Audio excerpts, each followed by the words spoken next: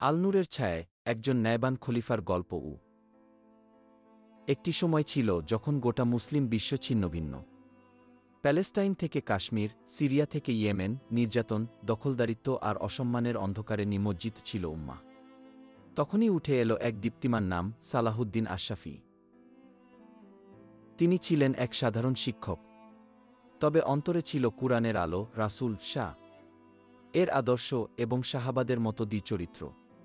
তার চোখে ছিল স্বপ্ন, উম্মাহকে এক করার, স্বাধীনতার পতাকা উড়ানোর এবং আল্লাহর জমিনে ন্যায়ের প্রতিষ্ঠা করার। তিনি প্রথমেই নিজের দেশে ইসলামী ন্যায়বিচার কায়েম করলেন। তিনি ঘোষণা দিলেন, আমার নেতৃত্ব তোমাদের উপর নয়, বরং তোমাদের পাশে। ইসলাম আমাদের জীবনবিধান এবং আমরা মুসলমান হিসাবে মাথা উঁচু করেই চলব, কারো গোলামি করব না।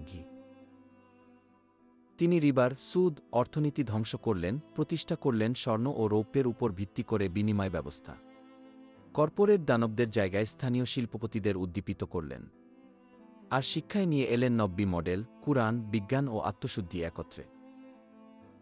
তিনি শুধু নিজের দেশেই থেমে থাকলেন না, বিশ্ব মুসলিম উম্মাহর রাষ্ট্রনায়কদের একত্রিত করলেন মজলিসে তাওহিদ আল-উম্মাহ নামে এক শক্তিশালী জোটে। সেখানে কোনো ভাষা, বর্ণ, জাতির ভেদাভেদ ছিল না, সবাই ছিল উম্মাহর প্রতিনিধি। তিনি ফিলিস্তিনের স্বাধীনতার জন্য সরাসরি দখলদারদের বিরুদ্ধে রাজনৈতিক ও অর্থনৈতিক যুদ্ধ ঘোষণা করলেন। জ্ঞান, প্রযুক্তি ও দোয়া সব দিয়ে মুসলিমদের হাতে দিলেন শক্তি ও সাহস।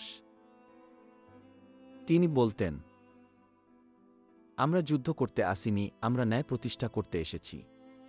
আর আল্লাহর সাহায্য যাদের সাথে, তাদের থামানো যায় না। পশ্চিমাদের প্রোপাগান্ডা তখন তাকে সন্ত্রাসী বলত, কিন্তু তার মানুষ জানত তিনি হলেন নব্বী আদর্শের ফেরাউন ভেঙে দেওয়া পুরুষ। তার শাসনামলে মুসলিম বিশ্বে পড়াশোনার বিপ্লব ঘটে।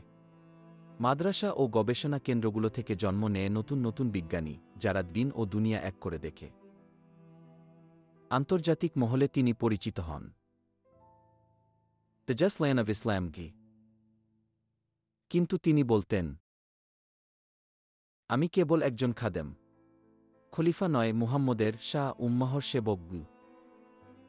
সময়ের পরিক্রমায় পশ্চিমা মিডিয়া তার বিরুদ্ধে ষড়যন্ত্র করে, কিন্তু আল্লাহর ইচ্ছায় তিনি হয়ে ওঠেন এমন এক প্রতীক, যাকে দেখে ছেলেরা নেতা হতে চায়, মেয়েরা আদর্শ মা হতে চায়, আর বৃদ্ধেরা দোয়া করেন, হে আল্লাহ, সালাহুদ্দিনের মতো আরও হাজার জন এই উম্মাহকে দান করো।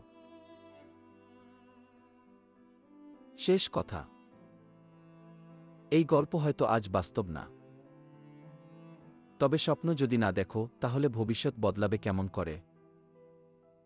একদিন ইনশাআল্লাহ এমন একজন সালাহুদ্দিন ফিরে আসবে, হয়তো তোমার মাঝেই লুকিয়ে আছে তার ছায়া। সত্য যদি হারিয়েও যায়, তা ফিরে আসবেই, যখন কেউ নিজের ভেতর সেই আলো জ্বালাবে।